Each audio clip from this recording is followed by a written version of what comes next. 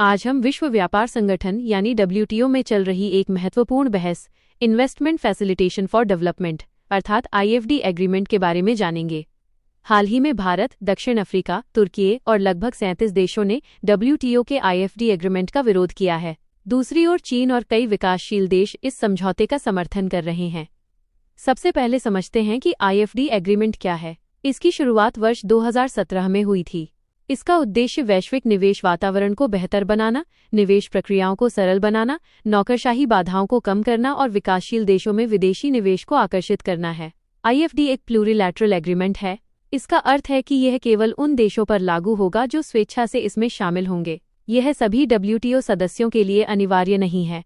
इस समझौते का मुख्य फोकस निवेश प्रक्रियाओं में पारदर्शिता बढ़ाना, अनुमोदन प्रक्रियाओं को तेज करना, नियमों को स्पष्ट बनाना और सरकारी एजेंसियों के बीच बेहतर समन्वय स्थापित करना है। हालांकि इसमें market access commitment, investment protection नियम, इन्वेस्टर स्टेट डिस्प्यूट सेटलमेंट और गवर्नमेंट प्रोक्योरमेंट जैसे विषय शामिल नहीं हैं। भारत की सबसे बड़ी चिंता डब्ल्यूटीओ के कंसेंसस प्रिंसिपल से जुड़ी है।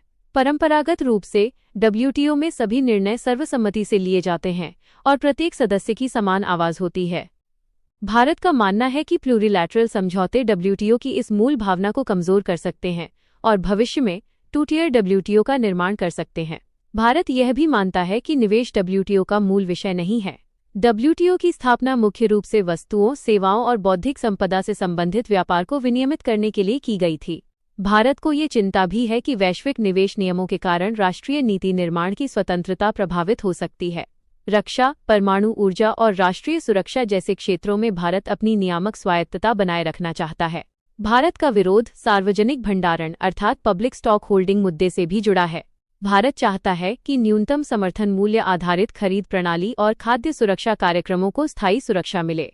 इसी कारण भारत आईएफडी को एक रणनीतिक सौदेबाजी उपकरण के रूप में भी देखता है। चीन का पहलू भी महत्वपूर्ण है। कई आईएफडी समर्थक देश चीन की बेल्ट एंड रोड इनिशिएटिव से जुड़े हुए हैं। भारत को आशंका है कि इससे चीन का आर्थिक और रणनीतिक प्रभाव और बढ़ सकता है।